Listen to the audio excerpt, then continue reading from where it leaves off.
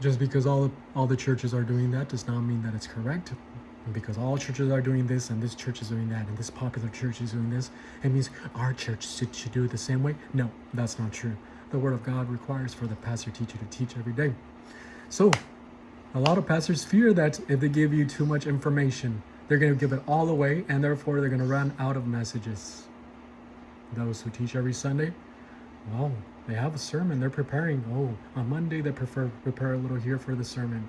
On Tuesday they prepare a little here for that same sermon. On Wednesday, maybe they skipped it because they were too busy being busybodies and helping out here and there. There's nothing wrong with helping, but the pastor is not supposed to be out there being a busybody helping out. This is for the congregation, so that then they can express the doctrine that they learn through divine good. The pastor must make it a point to study, teach. Well, and so he's scared. On Thursday he might prepared a little here for that Sunday sermon. Friday he did not do that. He was too busy at a party. And then Saturday in panic mode, okay, he finished off the sermon. And then now he finally has a Mickey Mouse sermon on that Sunday, full of platitudes and epigrams and these little motivational speaking here and there. And that's it. But that's a pastor who's unprepared. I'm not saying that he does not have the gift. Many of them do have the gift, but they're unprepared. And so they're scared many times of giving away too much information because they're going to give out or run out of information. I had a pastor once who told me he did not want me to teach the doctrine of justification because I'm giving too much to the congregation. I do not know if his motivation was a right one or a wrong one, but he pretty much told me, don't give too much to the congregation. It's too much for them. Well, what is too much? Justification has to do with salvation. I was going to teach the congregation something about their salvation that they have already received so that they can know more about their salvation. Justification is something that we have to learn from the start, quickly. It's not too much for a congregation. Well, this senior pastor told me, don't do it. It's too much for them. You're giving away too much practically. He told me that. And so yes, many do have the fear of giving too much away. The pastor must give all the doctrine that he learns so that the believer, the member of the royal family of God, may become spiritually self-sustaining so that he can arrive at gate 5 of the divine power sphere, which is spiritual self-esteem, gate 6 of the divine power sphere, which is spiritual autonomy, and gate 8, which is spiritual maturity. And here, what do we have? In fact, having communicated in every way, in the sphere of all things, to y'all. And you might ask yourself now, so what does en panti here mean and en pasini here mean here? En panti in the singular pas means in every way. Principle here has to do with the pastor many times. Yes, his communication is doctrinal, but a lot of his communication as well has to do with the lifestyle of the person. I'm not here to emphasize lifestyle. Oh, your lifestyle here and there and this. But yes, a lot of baby Christians who might be positive, who are struggling with certain areas, they look at you for reference. They know that you are spiritually advanced, and so they see everything that you do. Sometimes they lack so much doctrine that they see whether something is right or wrong, and they depend on what you do. Did you partake in that? Did you not partake in that? Did you accept that? Did you not accept that? And so they use that as a criterion to determine right or wrong. So many times our communication of the Word of God does come by way of our lifestyle, our residence inside the divine power sphere. So if God puts you in a certain area in front of people, just know that you're being watched. Many times they already know from the start that you are a Christian, that you are a person of God, a man of God, a woman of God. And so just acknowledge that. I'm not saying for you to become a phony or anything. Just live inside the divine power sphere and know that there are people watching you. And so this means in every way. Every way here with Paul is lifestyle.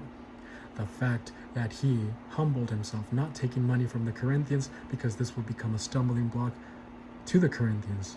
The Corinthians were struggling with money. They were affluent, but they were arrogant about it, and they were paranoid. And so they said, nope, well, we're not going to give. Paul might be here to exploit us. So Paul, what did he do? Understanding the principle, he did not take any money from them, but instead he started working. And so this means he communicated the word of God in this way, his lifestyle. Okay, in every way, communicating the truth in the sphere of all things. In the sphere of all things means all the doctrines and their applications to pertinent situations. So that's what it means, in the sphere of doctrines. And to y'all, so we now have a translation. Verse 6 says, and although I may be unskilled as a speaker, but I am not unskilled in the sphere of knowledge. In fact, having communicated in every way, in the sphere of all things, to y'all. This verb, the participle, we're going to translate it as a finite verb. So in fact, I communicated in every way, in the sphere of all things, to y'all. So this is one of those situations where the participle can be translated as a finite verb. It is the only verb here in this verse. And so what do we have from verse 5 and verse 6? It says, for you see, I consider myself in no way to be inferior to those super apostles. And although I may be unskilled as a speaker, I am not untrained in knowledge. In fact, I communicated in every way, in the sphere of all things, to y'all. I shone the light. I was faithful and communicated to you, Corinthians. I did not hide anything from you. I was here to benefit you. Put up with me a little bit. So, now we can move on to verse 7. Verse 7 says, here in the NIV, he says, was it a sin for me to lower myself in order to elevate you by preaching the gospel to you free of charge? And so this is a question. And let's look. So this is pretty good, the translation of the NIV.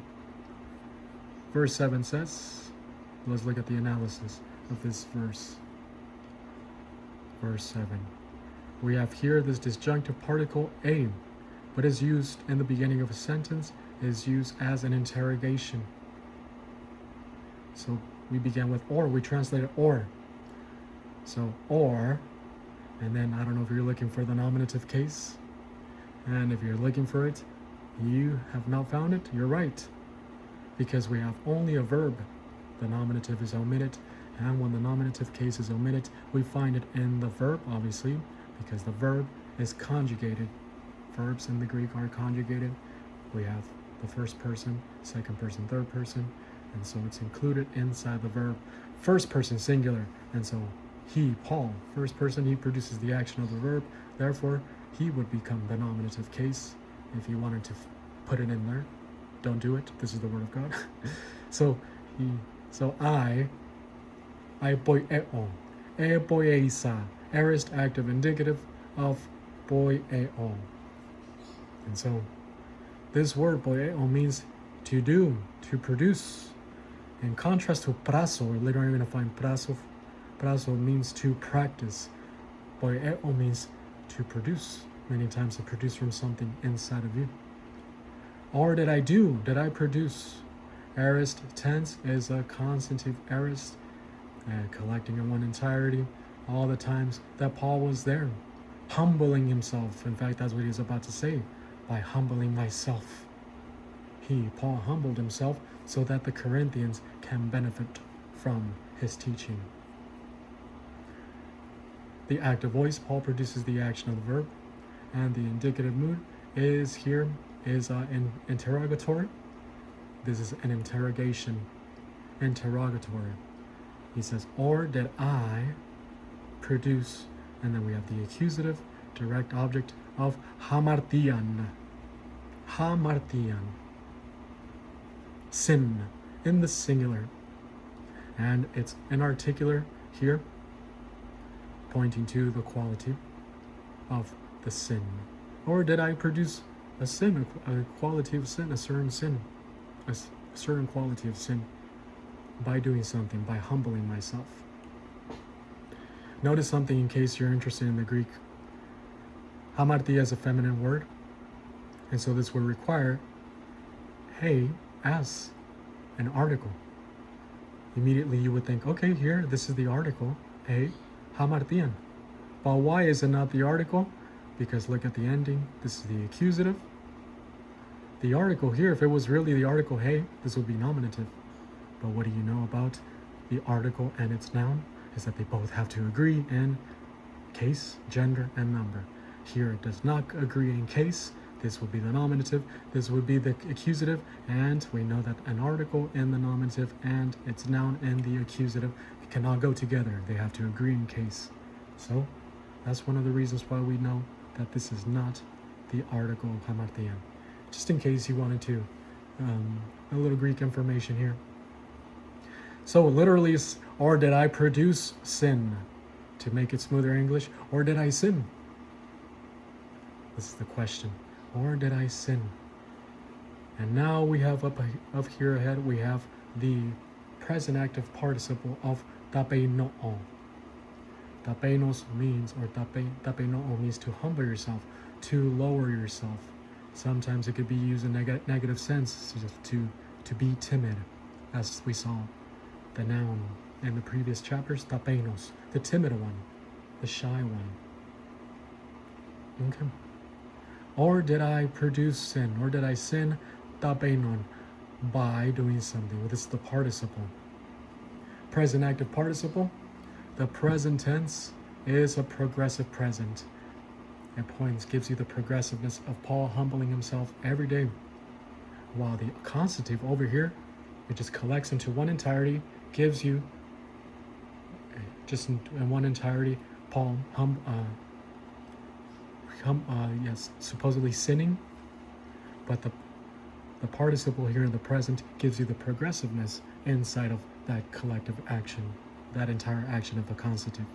In case you're wondering, what is the relationship here with the aorist of the finite verb and the progressive present of the participle? For they do go together.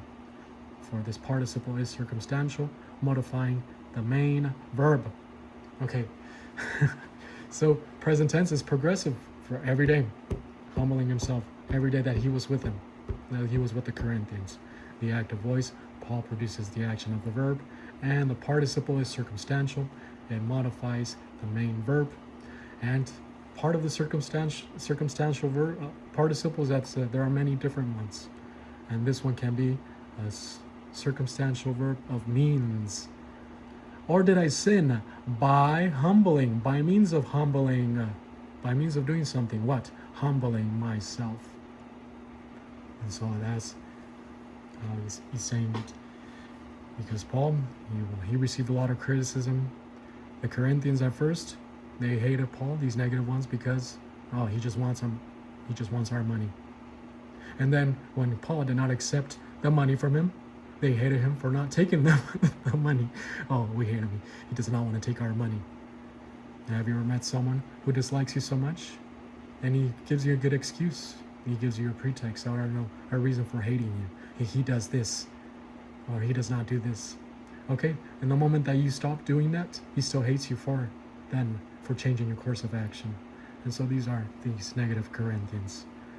And so we're going to translate it by humbling. Literally, the participle will be humbling. Or did I sin? Humbling myself. But this circumstantial participle of means by humbling myself. We have the accusative direct object of the reflexive pronoun emautu, emauton, myself. Humbling myself. Or did I sin? By humbling myself.